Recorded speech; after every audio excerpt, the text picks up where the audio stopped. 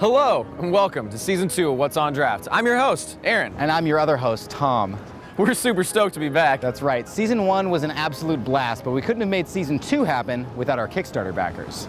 So before we get started, let's take a moment to talk about how we got here. As many of you know, in June of 2016, we launched a Kickstarter campaign to raise nearly $20,000 for Season 2 of What's on Draft. Yeah, we were very fortunate to have the support of our fans as well as our colleagues in the brewing industry. That's right. People like Pat McElhenney, Kelsey McNair, Ryan Brooks, and a host of others all donated money and rewards to our campaign. Yeah, brew tours, VIP passes, merch, custom designed t-shirts. We even produced a series of commercials for Thorn Street after a generous donation from Dennis O'Connor. That's right. So with the help of our friends, we fulfilled all the Kickstarter rewards without a hitch. Well, all but one. One of our most popular rewards was having people put their logo on our company car for a $100 pledge. Yes, we raised over $2,000 with this reward alone. The problem is that our company car is kind of a piece of shit. I mean, don't get me wrong, it's a 1990s Toyota. They're designed to last forever. They're literally impossible to kill. But it does have over 250,000 miles. It also doesn't pass smog, which in the liberal state of California means you gotta put it down.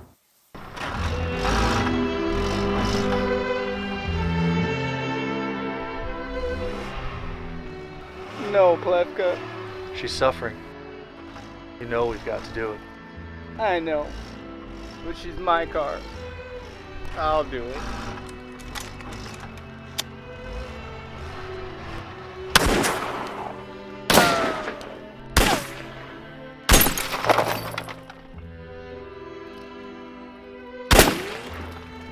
All right. Our turn. So, now that our car was full of bullet holes, we couldn't very well have our sponsors putting their logos on it, and we had no way of fulfilling this particular Kickstarter reward. Fortunately, my mommy saved the day when she gave me a Honda Civic because I'm a 31-year-old man. Now all that remained was convincing my mechanic brother to turn it into a proper race car canvas for our sponsors. Can we just get our money back? No. If you're really trying to make it look different, yeah, I mean, you're looking at trim, like a different grill, maybe different headlights and taillights. I mean, eBay and Amazon will probably be super cheap. After we sorted out what kinds of modifications we were going to make, we headed inside to spend our Kickstarter money responsibly. I bought it, fixed it for Dad, and he said, I don't want a Honda, and sold it to Mom. And Mom gave it to me. And Mom gave it to you. And now I'm gonna do this. And now you're gonna do this. Oh, we need a spoiler though. There you go, look at that. Yeah, there we go. Give me those. Add to cart. Like you've got your fucking 93 Civic in a wind tunnel that you have access to like try and make these modifications. It's just like so ambitious. Without the spoiler, it's unstable. You need it. As we browsed through terrible car mods, I could see that this project was breaking my brother's grease monkey heart. But that just made it more fun. This is gonna be your greatest accomplishment for automotive. Worst accomplishment I've ever been a part of. Do you want to get like a hood too? I don't think I need a custom hood because I'm gonna paint the hood. Like I'm gonna paint Mike's face on the hood. Which Mike? Mike Beebe.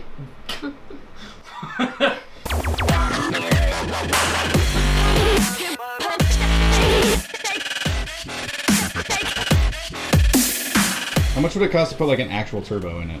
I mean, you could do it cheaply for probably under $1,000 if you just bought a kit, but... Would my car blow up?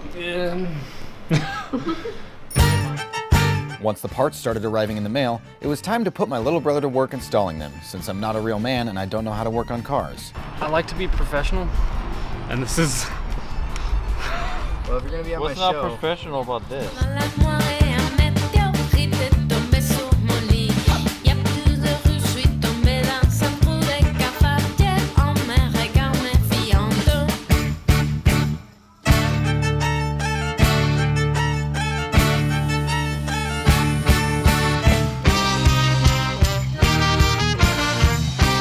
And since I'm Italian, naturally we installed a 1970s Ferrari horn. So now I had a mismatched Honda Civic with a custom grille and taillights, an Italian horn, and a spoiler in the back even though it's front-wheel drive. But between all these modifications and the obscene amount of money we spend on craft beer, we didn't have enough Kickstarter funds to paint the car now. Enter Burning Beard. The co-founder of Burning Beard, Jeff, also works at a metal shop. One of his co-workers, Martine, has his own car painting equipment and was willing to paint our car as a personal favor to Jeff. All I had to do was buy the paint and get extremely high on the fumes.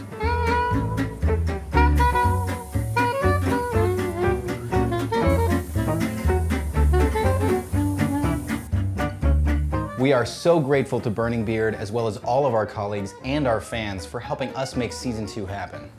But we've gone way too long without drinking.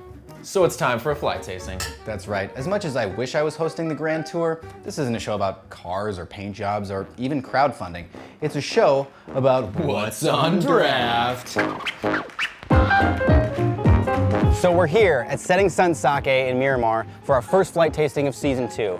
We're super excited to be here with Josh. We've never had sake on the show before. So we're gonna try a flight of this delicious fermented rice brew, but first, there is one more Kickstarter reward that has not yet been fulfilled. Yes. Aaron, would you fetch the car, please? I hate you, but I will. Cool. So how are you doing? Are you good? Emotionally, I'm good. Yeah, no. It's a lot of eyes wide shut type stuff here at Setting Sun. Are you ready? I'm ready.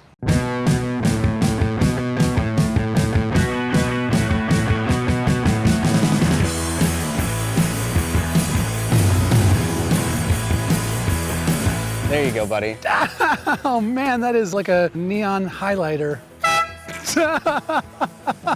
That's so people that don't see you can see this. Here's what the Kickstarter reward was. His logo on our car. So you had to pick anywhere on the car to put the logo except for the windows. Right. And the very center of the hood is gonna be Mike Beebe's face. Right, of course. That's just to scare children away. No, so nobody steals the car.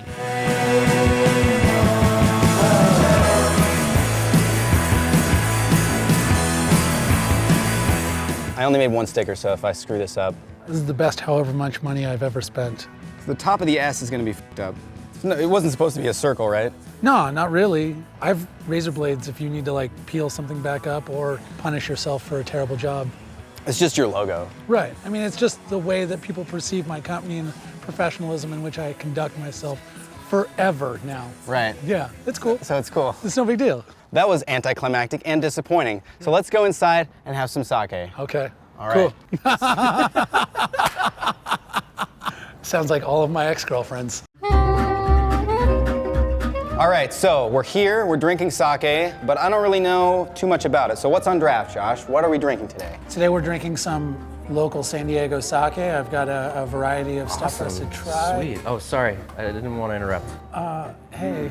What? Well, we only have 2 flights here, which is the first thing. Second thing, we don't have enough cameras to have all 3 of us. I thought there was more cameras. We only have just these 3 cameras. Those are the only cameras we have. So there's not really any other cameras. What about this camera? That's actually just set dressing. It's not a real camera.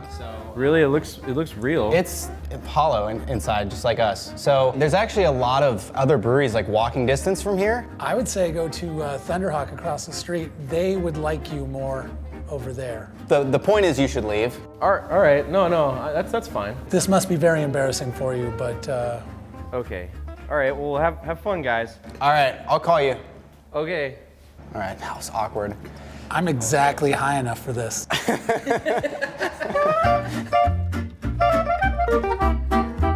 So what I've lined up for you here is going to be our cloudy, clear, black plum and Cascade dry hopped sake. Jumping right off from the front is the cloudy. It's the one that most people can recognize. You go to a sushi restaurant and it's the nigori style. But that's what nigori means, kind of? Nigori is cloudy, yeah. And it's cloudy because of the rice particulate, like a hazy Hefeweizen. Okay. Only this is a hazy, juicy New England style sake. Yeah. New England style sake, Yeah. right? The sediment settles out and I pull the clear off the top and the cloudy off the bottom. Oh, okay. The rice adds a perceived sweetness and a thicker mouthfeel. It does kind of have some fruitiness to it. Yeah. Yeah. I'm using some local San Diego yeast and a sake yeast together to create fruity esters. At least for me, and I think a lot of people's experience with sake, is that it's not necessarily something that you would want to drink by itself. Right. Because a lot of the sake that I've had is not the highest quality because there isn't a lot of craft sake. More often than not, when you get it, it's heated up sake that you're shooting back quickly to get drunk with, and that's not what we're doing here. We're producing, everything we do is Ginjo grade, which is premium sake. I know that during World War II, they kind of split into two groups. There was sake that was made from 100% rice, Yeah. and then there's sake that they added like a neutral spirit to. Right. I'm guessing you're the 100% rice. And then within that, there's like Junmai sake, Junmai Ginjo, and Junmai Daiginjo. Yeah, so my rice actually is grown in the Central Valley up by Sacramento. California grown, California sake, and it's polished to Ginjo grade, so my baseline is premium. We're gonna edit this down. The part where I sound dumb, we'll edit that out. Yeah, no, but all the parts where I sound dumb, leave that in. Yeah. I wanna make me look good. This is really all about me. You're very pretty today. Yeah, that's really smooth. This is pretty high ABV though. Like you can't drink a pint of this? I mean, you could. I just don't recommend you operate heavy machinery. Or even your phone. Definitely, if you've got exes to call, don't operate your phone. I think this actually is take 4. Setting Sun tasting mark. 69. Thank you. It's Chris Cochran, everybody. Professional cameraman. Hungover as You want some sake? Not yet. All of our camera operators are hungover or drunk. Yeah, that's good. Actually, I don't know if David is. I think he's a professional. He's the only professional among us. Or the least professional. Yeah, this is a show about beer. Why aren't you? What a jerk. The Cloudy sake and the clear sake, same batch, same fermenter, just different clarity. Correct. That's what we're drinking next is the clear one? Yeah, definitely. I feel like the aroma's a little different. Am I imagining that? No, there's definite, the rice in suspension adds so much complexity. You're gonna get a little bit more of an estery profile from it. This is definitely gonna be cleaner. It's gonna be a bit more delicate. Oh yeah, totally different.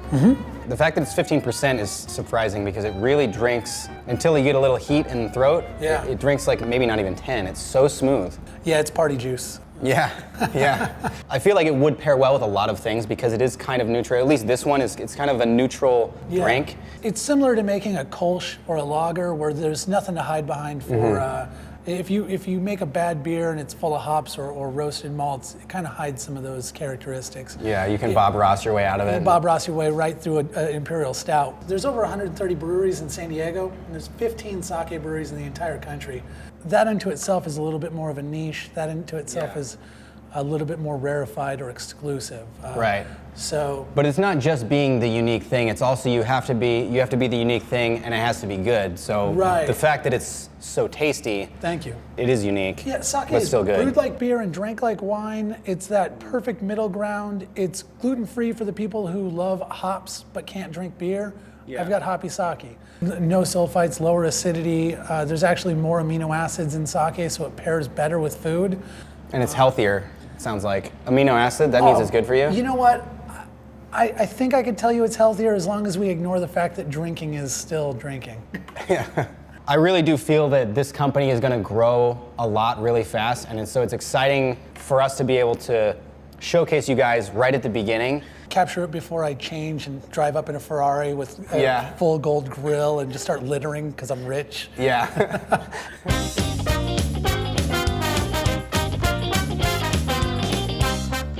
Hi there, I'm Tom. And I'm Josh. You know, we're having a lot of fun here today in the season premiere episode here at Setting Sun Sake, but as Josh is always saying, internet videos can't last all day. That's true.